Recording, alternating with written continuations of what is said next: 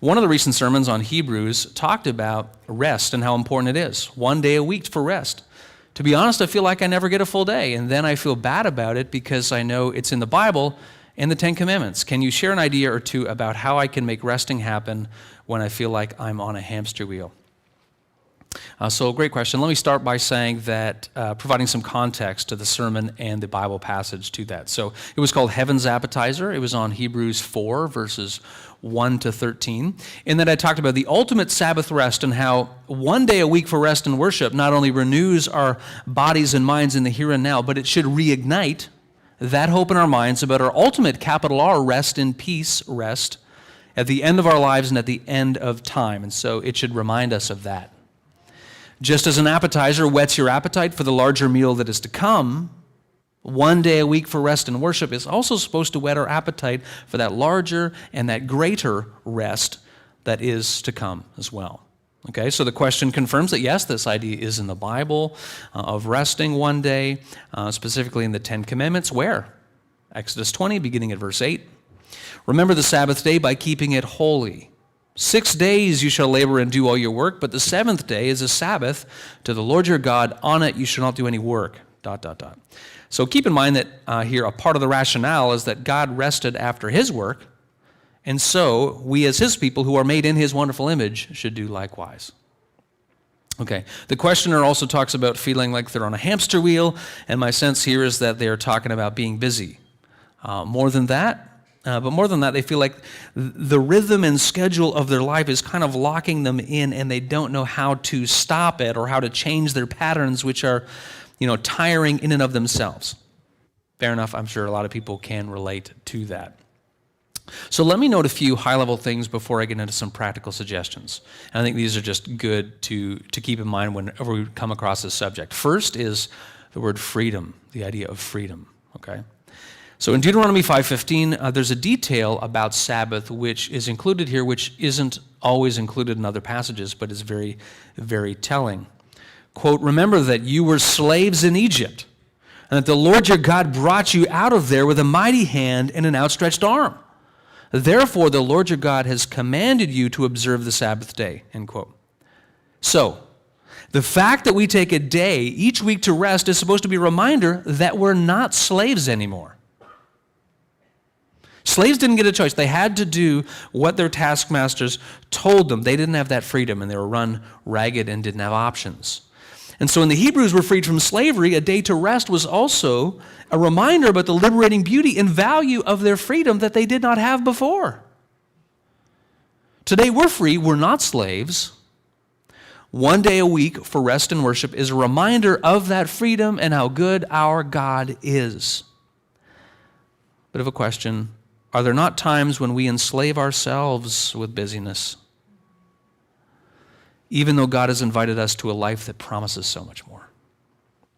Second, Saturday or Sunday, close readers of the Bible will note that the Sabbath day was originally, for the Hebrew people and the people of Israel, on the last day of the week, i.e. the seventh day, which is Saturday, not Sunday. Also, when Jesus went to synagogue, it was on Saturday. But in the New Testament itself, we see something happening on Sunday instead. 3 places are in Acts 20, verse 7, 1 Corinthians 16, verse 2, Revelation 1, verse 10. So Sunday was rich with symbolism. It was the day, right, that Jesus was risen from the dead. That's, huge. It's a central event of the Christian faith. And since we are in Christ, we are new creatures or new creations in him. The first day, for most, eventually became the day of rest and worship, Sunday, which we also sometimes call Resurrection Day, reminding us of that fact. Third, physical rest or mental rest. And so we should note that in many places in the Bible it talks about resting from work, and that is important.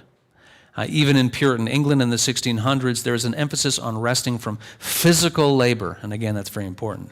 But we need to remember that many jobs in those times were very physically demanding. And at the end of a work week, people's bodies were really, really tired.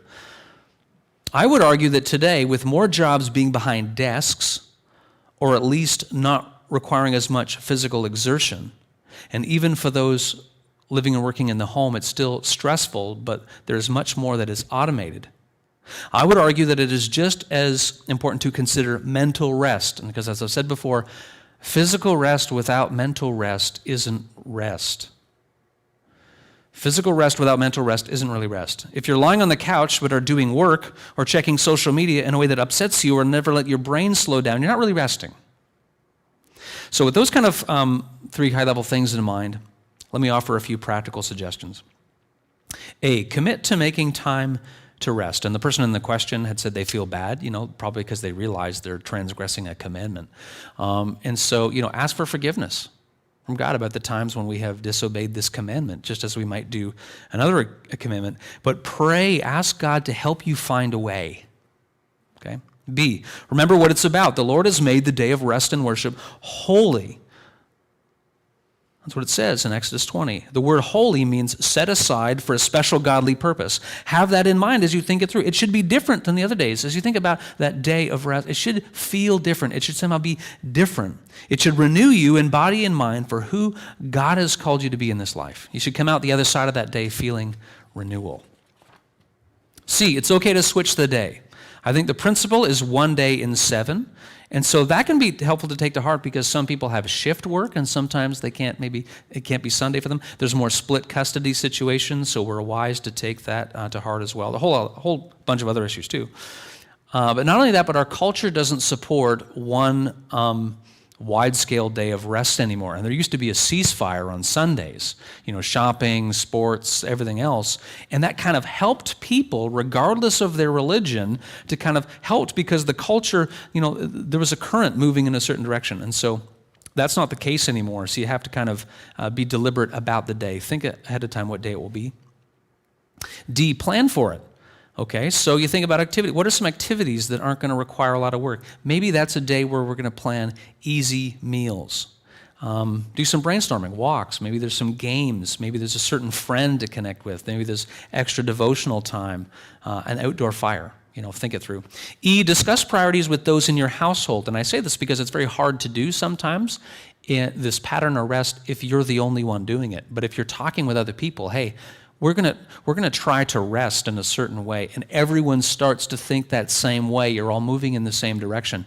For example, in our family, we try to not spend money on Sundays unless we have to.